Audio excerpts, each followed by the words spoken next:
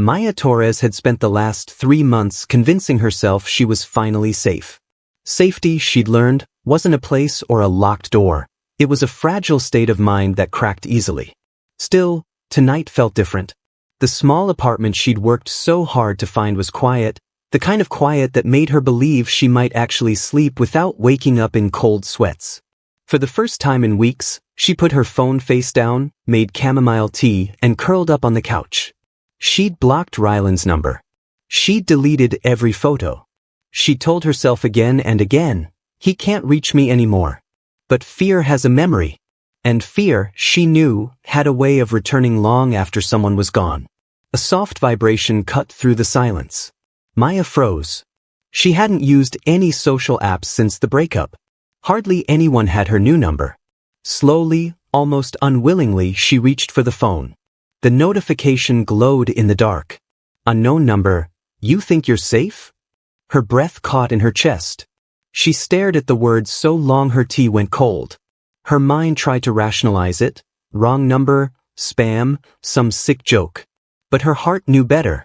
The phrasing, the tone, the threat hidden beneath the 7 simple words, it was him. No one else knew how to cut directly into her fear like that.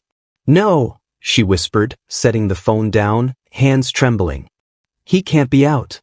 The last she'd heard, Ryland had violated the restraining order, showing up outside her workplace, screaming her name, pounding on her car window. Police finally arrested him after neighbors intervened. The officer who filed the report told her, you can breathe now. He'll be in for a while. But a while meant different things to different people. She checked the locks on her door again. Top deadbolt. Middle latch. Bottom chain. She pressed each one twice, the way she always did when panic crept up her spine. Her phone vibrated again. A second message appeared, the same number. You didn't think it'd be that easy, did you? Her knees weakened. She sat on the floor because she no longer trusted them to hold her. The room suddenly felt smaller, every shadow sharper. The radiator hissed like a whisper. Maya's heartbeat thudded loudly in her ears, drowning out everything else. A part of her wanted to call the police immediately. Another part, the stronger one, remembered how many times they'd told her, we can't do anything unless he shows up again. She remembered the way one officer shrugged, saying, breakups are messy. Messy. That word echoed bitterly. What she had survived wasn't messy. It was violent, consuming, inescapable. Her phone buzzed again. This time, no message, just a missed call. Same number. Maya's hand hovered over the screen, but she refused to answer. She let the phone ring until it fell silent. She stood unsteadily, grabbed her jacket, and went to the window. Outside, the streetlights cast long orange glows over the empty sidewalk. No cars slowly passing. No silhouettes lurking near the building. Nothing to confirm her fear. And yet, she felt watched. She'd always trusted her instincts, and they'd never failed her, especially near the end, when Ryland's behavior turned darker, more unpredictable. She'd left because she knew he was capable of real harm. But she'd never expected him to come back with this kind of vengeance. Her phone buzzed one last time. Not a message. A voicemail. She didn't want to listen. She didn't want to hear his voice again. But something told her she had to know. She pressed play with a shaking thumb. A slow inhale. A familiar quiet laugh. Then his voice. Maya, I'm closer than you think. The voicemail ended. The room tilted. Her breathing turned shallow. The fragile sense of safety she'd tried so hard to build disintegrated in an instant. And somewhere far away, in a holding cell she believed would keep him locked away, a metal door was opening. Ryland was getting out. And he was coming for her. Ryland Hale had never been the type to sit still, not even in a jail cell. Even now, leaning against the cold concrete wall, wrists still raw from the cuffs, he looked less like a man facing consequences and more like someone inconvenienced by a traffic delay. The guard filing paperwork behind the glass window didn't look at him twice. To them, he was just another offender in a crowded holding area. To Ryland, he was a man unfairly kept from what was his. He replayed the sound of Maya's voicemail greeting in his mind. Her voice still did something to him, something that twisted his insides into a tight, burning knot. He hated her for leaving. He hated her for thinking she could escape. But more than anything, he hated how much power she still had over him. The jealousy that had simmered during their relationship had now hardened into something sharper. Something he believed was justified. On the other side of the glass, a short, tired-looking clerk sighed and clicked through forms. "Hail, Rylan. Charged with violation of a restraining order, disorderly conduct, and property damage. Bail set at $50. Rylan lifted his head slowly. "Come again." "50, the clerk repeated, barely looking up. "You can pay now or wait for a hearing. Up to you." A laugh escaped Rylan, quiet at first, then louder until it echoed through the holding area. A guard stepped toward him, hand hovering near his belt, but Rylan shook his head. He wasn't laughing out of joy. He was laughing at the absurdity of it all. $50. Not even the cost of cheap takeout. Not even half of what Maya used to spend on groceries when they lived together. He leaned closer to the glass, eyes burning. "Let me out." The clerk shrugged, tapped a few more keys, and motioned to a guard. Within minutes, Rylan was being escorted to retrieve his personal items. His wallet. His phone. The cracked chain necklace he never removed. When the guard placed them on the counter, Rylan grabbed his phone first, powering it on with an eagerness that made the guard's expression tighten. He ignored the look. The moment the screen lit up, he checked the message logs. Voicemail. 2 missed calls from the unknown number he'd used to reach her. No response from Maya, of course. But he didn't need one. Fear did half the work for him. "She listened," he murmured. "I know she did." Outside the station, the night air was cold enough to sting. Rylan stuffed his hands into his jacket pockets, feeling the familiar thrill of freedom ripple through him. He walked quickly, almost feverishly toward the bus stop. He needed time to plan. Control. Precision. Maya thought blocking him would protect her, but all it did was make him more determined. He reached the bus bench and sat down, tapping his foot anxiously. In his mind, he mapped out her routine, at least the one she used to follow. Early morning shifts, late-night returns, grocery runs on Thursdays. But she might have changed things. Women always thought switching patterns would save them. Rylan smirked. "Not her. Not from me." A bus hissed to a stop, but he didn't get on. He wasn't going home. He didn't really have one anymore. What he had was a purpose. The street light flickered above him. For a moment, his reflection appeared in the bus shelter glass, gaunt, angry, a man carved out of resentment. He studied himself and whispered, "You shouldn't have left me, Maya. You shouldn't have made me look stupid." In his pocket, the phone vibrated again, this time with a low battery warning. He still had enough charge. Enough to track her social media. Enough to find mutual friends who might slip information without thinking. Enough to watch. Enough to plan. He stood abruptly. Maya was somewhere, thinking she'd rebuilt her life. Thinking the police had protected her. Thinking he was behind bars. He stepped into the darkness, jaw clenched, voice low. "I'm coming back for what's mine." And miles away, while Maya sat curled on her couch replaying the voicemail that had shattered her fragile calm, another person, someone quiet, someone observant, noticed she didn't show up for work the next morning. Jonas. And he would become a problem Rylan never expected. Jonas Keller wasn't the type to involve himself in other people's lives. He preferred background roles, listening instead of speaking, observing instead of stepping forward. It made him good at his job stocking shelves at the small grocery store where he worked. People overlooked him the way they overlooked soft background music in a cafe. Quiet. Harmless. Forgettable. But Jonas noticed things. And he noticed when Maya Torres didn't show up for her morning shift. She wasn't the kind of employee who missed work without warning. Even on days when she looked exhausted, with faint circles beneath her eyes and a tremble in her hands, she still came in. Jonas had watched her for weeks, always tense, always scanning doorways, always shrinking whenever a loud voice broke the silence. He didn't know her story, but he sensed the outlines of fear in the way she moved. So when her spot at the counter stayed empty, something tugged quietly at him. By noon, he stepped outside during his break and called her number. It rang twice, then went to voicemail. Her soft recorded greeting filled his ear, but he hung up before the tone. It felt intrusive to leave a message. Inside, the store filled with the usual lunchtime crowd. Jonas tried to distract himself with work, stacking canned goods and sweeping aisles, but the unease wouldn't leave him. Her absence wasn't just noticeable, it was alarming. He wasn't the only one who noticed. Old Mr. Dawson, the shopkeeper who ran the hardware store across the street, shuffled in around 1:30. He leaned on the counter and asked, "Maya not in today?" Jonas shook his head. "No call. Nothing." Mr. Dawson frowned, rubbing the back of his neck. "Saw a man earlier. Tall wire. Kept asking if she still lived in the neighborhood. Odd questions. Didn't look right." Jonas felt his stomach tighten. Did he say who he was? "No," Dawson muttered. But he had that look, eyes darting, jaw tight. Something mean under the surface. He hesitated. Told him nothing, of course. A chill slid down Jonas's back. He didn't know Maya well, but he'd seen enough in her eyes to know she'd been running from something. Or someone. After his shift, Jonas walked home slowly, glancing down the quiet street. The winter sun hung low, casting long shadows across the pavement.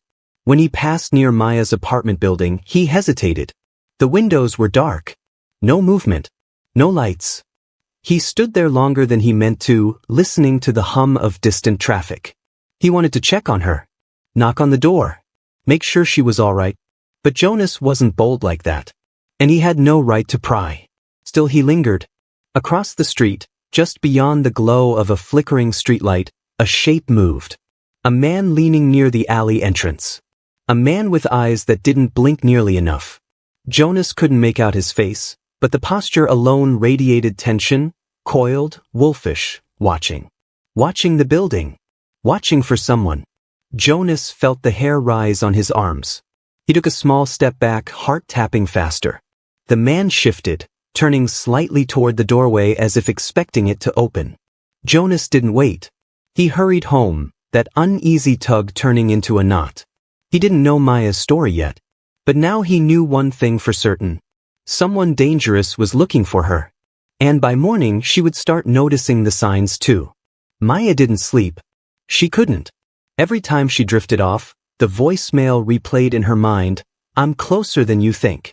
By dawn, her eyes burned from exhaustion, but the thought of staying inside felt suffocating. She needed air. Movement. Proof that the world was still bigger than her fear. She left her apartment a little after 7, clutching her bag close, head down. The streets were quiet, washed pale by the early morning light.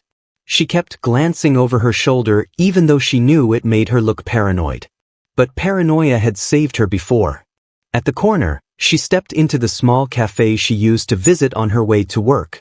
She hadn't planned on going in, but she needed something warm in her hands, something normal. The barista greeted her with a smile, but Maya barely returned it. She ordered tea, her voice thin. While waiting, she felt it, the prickle at the back of her neck. That instinctive tightening. That unexplainable awareness. Someone was watching her. She pretended to look at the pastries, eyes shifting subtly.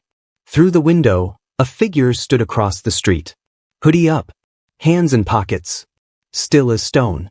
He wasn't facing her directly, but something about the posture, the tilt of the head, scraped against her nerves. She blinked. And just like that, he was gone. Her breath hitched. She grabbed her tea with shaking fingers and hurried out the side door instead of the front, taking the long route toward the store where she worked. 2 blocks later, she realized her mistake. Someone was behind her. Not close enough to see clearly, but close enough that every few seconds she heard it. A soft scrape, a rhythm matching her pace. She sped up. The footsteps sped up too. She turned a corner sharply. The footsteps turned with her. She forced herself not to run. Running made you look afraid. Running drew attention. But her pulse was already sprinting. When she finally reached the grocery store entrance, she rushed inside so quickly the automatic doors barely opened in time. Jonas glanced up from stocking the produce section, surprise flickering across his face. She hadn't planned to talk to him, but the moment she saw him, something inside her cracked. "You okay?" Jonas asked softly. Maya swallowed. I thought someone was following me. He straightened, concern sharpening his features. Do you want me to check outside? No, she whispered too quickly. Maybe I imagined it. But Jonas didn't look convinced. He walked toward the front anyway, pretending to restock the impulse buy shelves near the doors. Maya watched him glance outside discreetly. He lingered there longer than necessary. When he returned, he spoke quietly. There's a guy standing across the street. He's not looking in here, but I don't like his vibe. Maya gripped the counter to steady herself. Her throat tightened. Jonas hesitated a moment before asking, Is this about the guy you left? Maya froze. She hadn't told him anything. Not really. Only glimpses slipped through her silence. The bruises she covered, the fear she carried, the way she jumped whenever a male voice raised. She nodded once. Jonas exhaled slowly. If you ever need help or if things get worse, you can tell me. She wanted to believe him. She wanted to feel safe around someone again. But safety wasn't something she trusted anymore. She worked her shift with eyes shifting constantly toward the entrance, every jingle of the doors twisting her stomach. When she finally stepped outside at the end of the day, the street was empty. Too empty. As she walked home, her hands shook uncontrollably. A shadow moved behind her. She turned. Nothing. Another turn. Still nothing. But the feeling lingered, heavy and undeniable. Someone was there. Watching. Waiting. And tonight, for the first time since the breakup, Maya realized she might not outrun him again. By the time Maya reached her apartment building, her hands were trembling so badly she could barely fit the key into the lock. The hallway lights flickered overhead, casting a jittery glow along the narrow corridor. She rushed inside, locked all 3 locks, then leaned against the door, eyes shut tight. Someone was there. I know someone was there. She slid to the floor, hugging her knees. The fear was too familiar, an echo of the early days with Rylan, when love disguised itself as attention and control hid behind compliments that sounded sweet but tasted bitter. She didn't want to think about him. But the past didn't care what she wanted. Years earlier, Maya was 20 when she met Rylan Hale. He was charming then, dangerously so. The kind of man who made women laugh loud and men feel small. His smile pulled her in first, his intensity held her. Back then, before the jealousy, before the possessiveness, he made her feel seen. That was her first mistake. Their first months together felt intoxicating. Rylan showered her with affection, texted constantly, showed up unannounced just to check on her. At first, it felt flattering. No one had ever cared that much. But slowly, the warmth shifted. Who were you laughing with? Why didn't you pick up? You didn't tell me you changed your shift. Why are you wearing that? He framed it as concern, as love, as protection. Maya believed him, until she couldn't anymore. The first time he raised his voice, she froze. The first time he punched a wall inches from her head, she cried. The first time he grabbed her arm hard enough to bruise, he apologized so sweetly she almost forgave him. Almost. When she finally left, he looked at her like she'd violated some sacred law carved deep inside him. You owe me, he whispered. After everything I've done for you, you owe me. Those words haunted her long after she packed her bags and blocked his number. And now, she feared he still believed them. Present day. Night settled heavily around her apartment. Maya moved from room to room, checking windows, peeking through blinds, triple-checking locks until her skin crawled from the repetition. She tried distracting herself with a show, but every scene blurred. She kept glancing at her phone, expecting another unknown message. Nothing came. That scared her more. Somewhere else in the city, Rylan sat inside an abandoned property near an alley that faced her apartment building. It wasn't much, a cracked window, peeling wallpaper, dust thick as ash, but it offered vantage points. Shadows. Cover. He had learned her patterns faster than she ever expected. She left at 7. Returned around 4. Sometimes later. She checked over her shoulder too often. She jumped every time a car drove by. It thrilled him. He paced the creaking floorboards, muttering to himself. He didn't understand why she walked away. He didn't understand why she chose fear instead of him. In his mind, every argument they ever had, every accusation he'd thrown at her, every bruise he'd left, those were her fault. She made me do it, he whispered. She made me angry. Rylan stopped pacing. His reflection stared back at him from a broken shard of mirror on the floor, eyes bloodshot, jaw tight, breath uneven. She thinks she can hide from me? After everything I gave her? He stepped closer to the window, watching Maya's building across the street. She owes me loyalty. She owes me respect. He pulled out his phone, scrolling through old photos of her, the ones she couldn't delete. She owes me her life. Back in her apartment, Maya finally gathered enough strength to stand. She paced the room quietly, trying to breathe through the panic.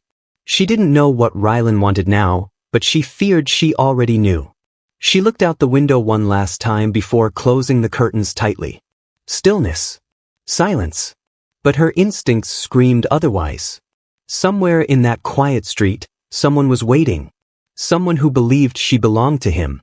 Someone preparing for the next step. And that step would come sooner than she imagined.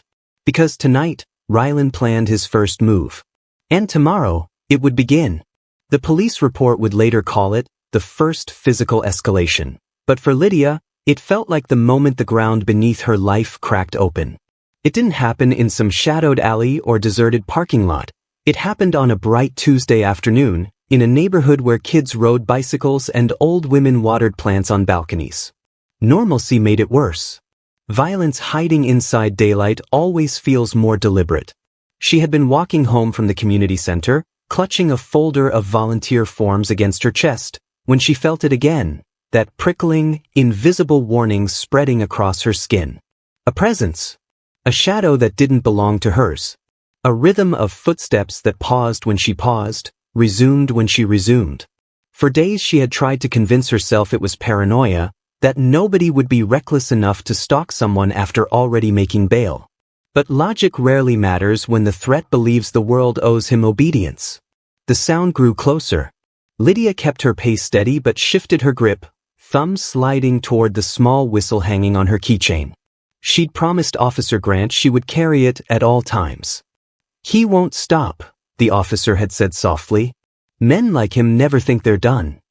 She reached the row of mailboxes when she heard the scrape of fast-moving footsteps behind her, no longer pretending, no longer patient. Before she could turn, a hand clamped around her upper arm, fingers digging deep enough to bruise. The folder slipped from her grasp and scattered papers like startled birds across the pavement. Lydia, a voice growled. His voice. But too close. Too calm. We need to talk. She jerked her arm back instinctively, but his grip tightened, twisting her body toward him. His face was drawn, unshaven, and burning with the kind of anger that doesn't explode, it festers. There was no smell of alcohol. No slurred words. He was sober. That terrified her more than anything. You're hurting me, she whispered. That's the point, he hissed. You think you can ruin my life and walk away? A door slammed somewhere above them, but no one looked over the railing. It was the type of moment where people hear noise and assume it isn't danger. Or assume someone else will step in. Lydia tried to pull back again, and this time he yanked her so violently that her shoulder jolted. She heard the pop, not a dislocation, but close enough to make her gasp. The whistle bounced against her chest uselessly, trapped between them. You owe me everything, Mark said, face inches from hers. Everything I did for you. He didn't finish. A sudden crash interrupted him as someone knocked over a metal trash bin at the end of the walkway. It rolled loudly, clattering across the concrete. Mark flinched, just enough. Lydia seized the moment, slamming her knee upward with every ounce of force she could summon. His breath exploded out of him as he folded forward instinctively, grip loosening. She tore free. Her keys tumbled, but the whistle remained on its cord. She blew it, shrill and desperate. The sharp cry echoed through the courtyard, bouncing off walls. A window flew open. Someone shouted. Another voice yelled for help. Mark staggered back, rage twisting his features into something unfamiliar, something feral. For one violent heartbeat, Lydia thought he might lunge at her again despite the noise and witnesses.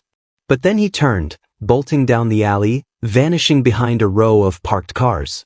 Lydia's legs buckled, and she collapsed to her knees, breath shaking. Her hands trembled uncontrollably as she clutched the whistle. This wasn't a warning. It was the beginning. And as officers rushed toward her, she realized something far worse. Mark hadn't run away. He had retreated. That meant he was planning his next move. The paramedics had asked her to breathe slowly. The officers had told her she was safe for now. But as Lydia sat on the edge of her couch hours later, wrapped in a thin blanket that smelled faintly of detergent and something like comfort, she felt anything but safe. Mark's retreat after the attack didn't feel like an accident. It felt like strategy. Like he knew exactly how much chaos to unleash before pulling back into the shadows, leaving fear behind to finish the rest of the work for him. Her apartment lights were all on. Every window was locked. Her phone rested on the coffee table, screen lighting up every few minutes with new notifications, messages from friends, missed calls from her sister, updates from Officer Grant. But she couldn't bring herself to respond. Each vibration made her flinch. Each sound felt like it might be him. The whistle from earlier sat next to her keys, the cord still tangled from her frantic escape. She stared at it for a long time, remembering how the sound had saved her life. But instead of comfort, she felt a strange embarrassment settling in her chest. She had run. She had screamed. She had broken apart in front of strangers. And Mark's voice still echoed in her head, "You owe me everything." As darkness outside her windows deepened, her apartment seemed to shrink around her. Silence filled every corner, thick and suffocating. She usually left the TV on at night, but this time she didn't dare turn it on. Noise made it harder to hear if someone was approaching. A soft knock suddenly tapped at the door. Lydia froze, fingers tightening around the blanket. The knock came again, gentle, hesitant. "Lydia? It's me, Grant." She exhaled shakily and unlocked the door. Officer Grant stepped inside, not in uniform now but wearing a dark jacket, his badge clipped at his belt. He looked around the apartment as though checking for ghosts. "You shouldn't be alone tonight," he said softly. She nodded but said nothing. He sat across from her, resting his forearms on his knees. "We're increasing patrols around the building. And we've filed for an emergency protective order. It should be approved within hours." "Should be," she whispered. Grant hesitated. "These things move fast but not fast enough. We're doing everything we can." Everything we can. She'd heard that phrase before. It had never sounded more fragile. "I should have seen this coming," Lydia murmured. He wasn't just angry today. He was convinced. "That's how men like him operate," Grant replied. "They build their own narratives and force everyone else to live inside them." She tucked her hands beneath her legs, trying to stop the shaking. What if he comes back? What if he's watching the building right now? Grant didn't offer empty reassurance. Instead, he asked, "Do you want to stay somewhere else tonight? We can arrange transport." Lydia opened her mouth to say yes. The rational part of her begged her to say yes. But another part, the part Mark had hammered into her over years of manipulation, felt paralyzed. Leaving meant running. Running meant losing the little sense of normalcy she still clung to. "I'll stay," she whispered finally. Even as she said it, she knew it wasn't the right choice. But fear doesn't always lead to wise decisions. Sometimes it leads to silence. Heavy, immobilizing silence. Grant studied her, concern written plainly across his face. "Then I'm leaving my number on speed dial. Call me at the slightest noise." "I mean it." She nodded again, forcing a thin smile she didn't feel. He stood, pausing at the doorway. "Lydia, he's escalating. Attackers don't retreat unless they're planning something bigger. Be ready." The words lingered long after he left, settling deeper than the silence. Lydia double-checked the locks. Then triple-checked. Outside, somewhere in the night she couldn't see, she imagined footsteps. Because fear doesn't stay quiet forever. It grows. And soon, it demands to be heard. Lydia didn't sleep that night. She drifted in and out of shallow dozes, each one broken by some imagined sound, the hum of the refrigerator, a car horn outside, the distant bark of a dog. Every noise seemed amplified, stretched thin by her nerves. The silence between them was even worse. She lay on the couch instead of her bed, too afraid to retreat to a room with only one exit. Her phone buzzed once at 3:14 a.m. She jolted upright, heart thundering. But it was just her sister again. "Call me, please." Lydia stared at the message without responding. She didn't want to say the words out loud, didn't want to hear her sister's voice break because of something she couldn't control. By 4 a.m., the sky outside had begun to lighten. Dawn always made her feel safer, even if just barely. She decided to shower, hoping the noise would drown out her own thoughts. She left the bathroom door open, steam curling into the hallway. The hot water hit her shoulders like a temporary mercy, loosening the stiffness that fear had wound into her muscles. She almost didn't hear the first creak. The faintest sound, wood shifting beneath weight, echoed through the apartment. She turned off the water immediately. Her heartbeat exploded in her chest, ringing in her ears. She stood motionless, listening. Another creak. Closer this time. Lydia stepped out of the shower, dripping, clutching a towel around her body. She grabbed her phone from the counter with shaking hands. Before she could dial Grant, she heard it, a soft, deliberate knock on her bedroom door. Not the front door. Her bedroom door. She stumbled back, breath catching in her throat. Every cell in her body screamed to run, but her legs felt like water. She watched her bedroom door slowly push open, inch by controlled inch, until a shadow filled the doorway. Wide shoulders. Tall frame. Familiar posture. Then his voice, low and steady, slid into the hallway. "Lydia, I'm done waiting." Her blood turned cold. Mark stepped into view, his face half lit by early morning light leaking through the window behind him. His expression was eerily calm, like he was greeting her after a long day rather than breaking into her home. "I told you," he said, taking a step forward, "we needed to talk." Lydia backed into the bathroom, gripping her phone so tightly her knuckles turned white. "Mark, I'm calling the police." He smiled faintly. "You've been calling everyone except me. Stay back." Her voice cracked. She hated that it cracked. Mark's eyes darkened. "Do you have any idea what it felt like? To sit in that jail cell thinking about all the things you said? About how easily you walked away.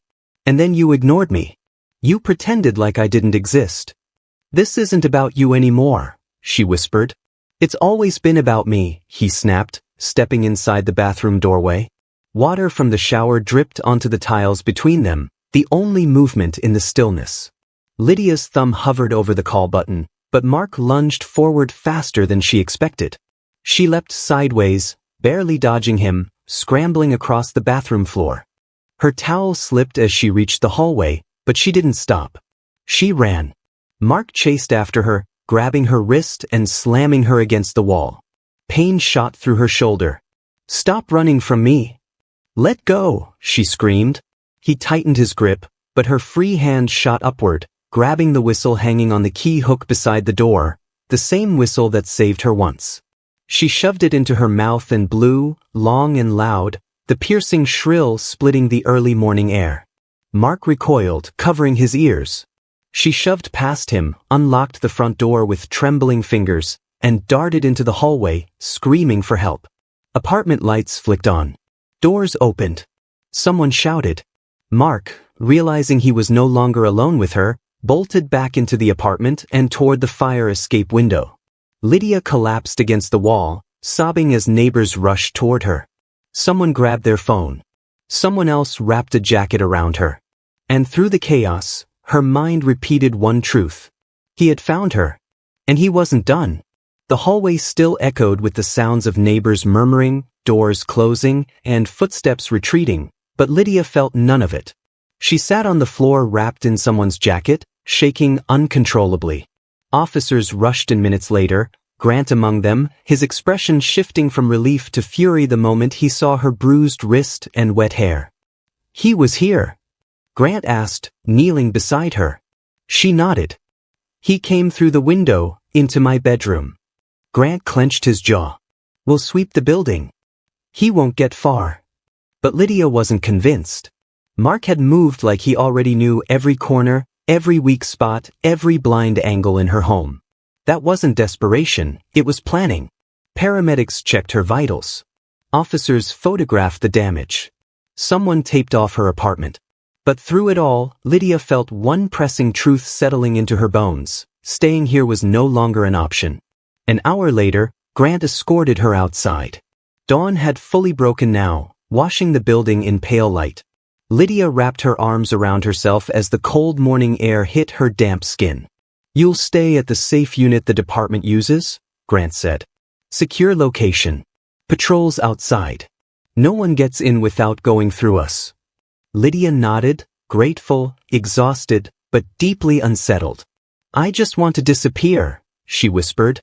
Grant paused. "We're going to make sure he never gets near you again." They drove in silence, Lydia staring at the mirror every few seconds, expecting to see Mark behind them. Grant reassured her twice that no one was following, but her paranoia had grown roots. The safe unit wasn't large, but it felt distant, tucked behind a row of abandoned storefronts. Thick door. Bolted windows. A single hallway leading to a compact living space. Grant helped carry her small bag inside. "You'll be monitored," he said. "Cameras outside. Motion sensors. Only 2 officers know this location." It sounded safe. It should have been safe. But something about it felt tough. The air inside the apartment was cold, not the kind that air conditioning makes, but the cold of a place recently occupied. A faint smell of smoke lingered in the walls, like someone had leaned against them hours earlier. Lydia scanned the room, her eyes catching on a tiny scrape on the wooden floor near the window. She pointed. "What's that?" Grant crouched down. "Probably old damage. The unit hasn't been used in months." Lydia tried to believe him. Tried to push away the dread stretching across her ribs. Grant's phone buzzed. He glanced at it, expression tense.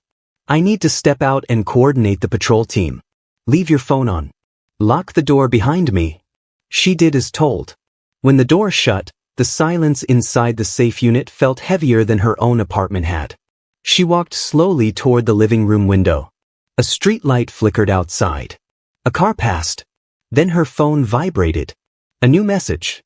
A known number. No text. Just a photo. Her apartment hallway. Taken from inside her home. Taken after she'd escaped. Her breath hitched. A second message popped up. "You think they can hide you?" Her stomach dropped. A third message followed. A video. Lydia tapped it with trembling fingers. The footage showed a dimly lit room. A familiar one. The safe unit. Her safe unit. Except the video was recorded from inside the vents. Someone was already here. Watching. Waiting. Mark had gotten to this place first. He hadn't been running. He'd been preparing. Lydia's hands shook so violently that she dropped her phone. The video still played on the screen, looping over and over. The vents, the shadows, the unmistakable glimpse of Mark's face. He was inside the safe unit. He had been there before anyone knew she'd arrived. Every precaution, every sense of security, had been meaningless. She swallowed hard, heart hammering against her ribs. Her mind raced in desperate circles, calculating every possible escape route. The living room window was barred. The doors locked. Even the vents were too small, too narrow for her to use without getting stuck. He had trapped her completely. And she knew it. Her first instinct was to scream. But there was no one within earshot. Grant had stepped out to coordinate the patrols. Cameras were outside only, not inside. No one could hear her. Mark's voice came first, low and deliberate, coming from somewhere deep in the vents above. "You can't run from me, Lydia. Not this time. Not ever." Every nerve in her body screamed. She backed toward the front door, keys in hand, but the sound of a lock turning stopped her cold. Mark had already made his move. The deadbolt clicked, sliding into place from the inside. She tried to breathe steadily, tried to calm herself, but terror had its own rhythm. She had lived through attacks before, escaped before, but this time, the inevitability pressed down on her chest like lead. The lights flickered once, twice. Shadows danced across the walls. And then, the vent above her head rattled. He was moving. Close. calculating, patient. She realized in that instant that the last 5 minutes were all she had. 5 minutes to survive, to think, to act. One misstep could cost her everything. She grabbed her phone again, desperate. Dialing Grant was instinctive, but then she remembered, Mark had intercepted the number. Somehow, even the simple act of using her phone could be a trap. Her eyes scanned the room. The small lamp on the table. The edge of the coffee table. The metal kitchen knife she had left near the sink earlier. Improvised weapons. Improvised survival. A slow, deliberate step echoed above. Mark was moving down the vent closer. She counted the seconds in her head, forcing herself not to panic. 5 minutes. You have 5 minutes. She picked up the knife, pressing it tightly into her palm. Every sound was amplified. A creak from the floorboards, a drip of water from the faucet, even her own shallow breathing. She felt the weight of the moment, the unbearable pressure of inevitability. Suddenly, the vent cover rattled violently. Dust fell like ash onto the floor. A shadow stretched down the wall as Mark climbed silently, like a predator descending on his prey. Lydia's fingers trembled around the knife. Her mind raced through every escape tactic she had ever practiced. Push the coffee table over. Hide behind the counter. Make a run for the door when he's halfway down. Every plan hinged on timing, on precision, on luck. Another step. Then another. Her pulse thundered in her ears. She could almost feel his presence, smell it. Cold sweat, anger, obsession. The first hand emerged from the vent, then the second. Mark lowered himself silently, landing on the floor with inhuman control. His eyes locked onto hers, and for a heartbeat, time seemed to stretch. She saw the hunger there, the obsession, the belief that she belonged to him. She raised the knife, holding her ground despite the shaking in her arms. "Stay back," she screamed, voice breaking but resolute. Mark smiled, slow, deliberate, and stepped closer. "You're mine. Always." Her heart hammered. 5 minutes left. Every second counted. She took a deep breath. Focused. Survival demanded more than fear. It demanded action. The knife in her hand felt heavier than steel, sharper than fear, and in that final stretch of time, she realized she had only one option: fight. The last 5 minutes had begun. The sun was already climbing when the first patrol car pulled up to the safe unit. Its lights flashed faintly, casting fractured reflections across the walls and the quiet street outside. Lydia sat on the edge of the couch, wrapped in the same jacket she had clutched hours before, fingers still trembling. But the tremor now wasn't pure terror. It was exhaustion, the kind that comes from surviving the unthinkable. Mark was gone. She didn't know how, didn't know why, didn't even have the clarity to piece it together. She remembered the struggle, the fight for each second, the piercing shriek of the whistle that had drawn the neighbors and officers closer. And then, silence.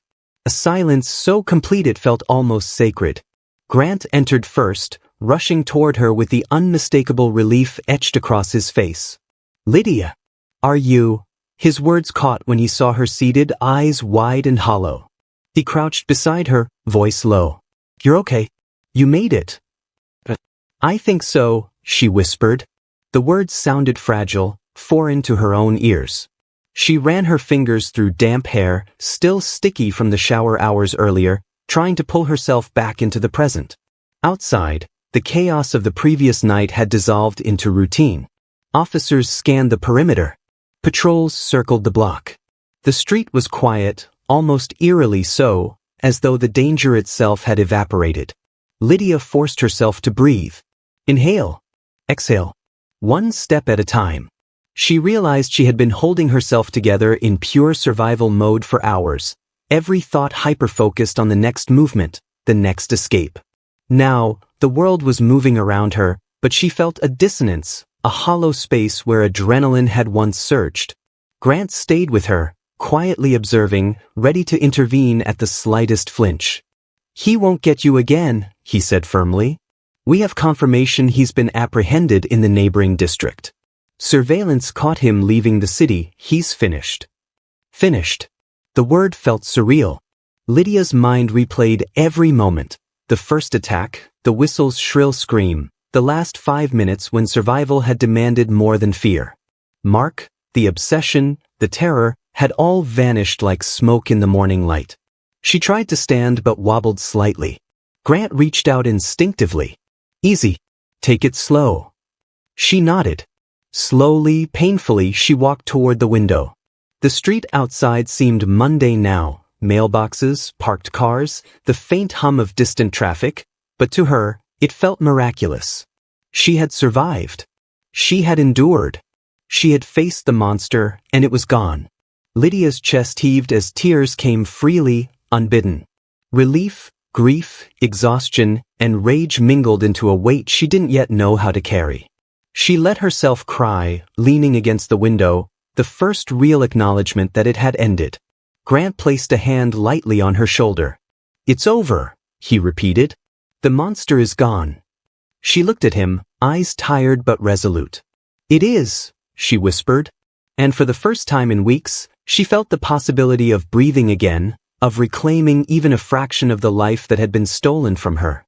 Hours later, after statements, paperwork, and careful inspection of the unit, Lydia stepped outside. The morning sun was warm, washing over her like a promise. She inhaled deeply, filling her lungs with the fragile freedom she had fought for. The streets were quiet, safe for now, and the weight of terror that had gripped her chest for so long began to lift. Mark was gone. The threat erased, the obsession ended. But the memories remained. And perhaps, she thought quietly, that was the cost of survival, knowing the monster is gone, but never forgetting the shadow it cast. She turned her face toward the sunlight, letting it wash over her completely. And finally she exhaled. The city had settled into an uneasy calm. Birds chirped in the morning light, and traffic hummed faintly along the streets Lydia had once walked in terror. To the casual observer, nothing had changed. The world had kept spinning. But for Lydia, every step forward carried the echoes of the chaos that had almost consumed her. She had survived. She had escaped the monster. But the victory didn't feel as simple as it should have. Freedom had a cost, a weight she could feel in the hollow of her chest, a shadow lingering behind her eyes.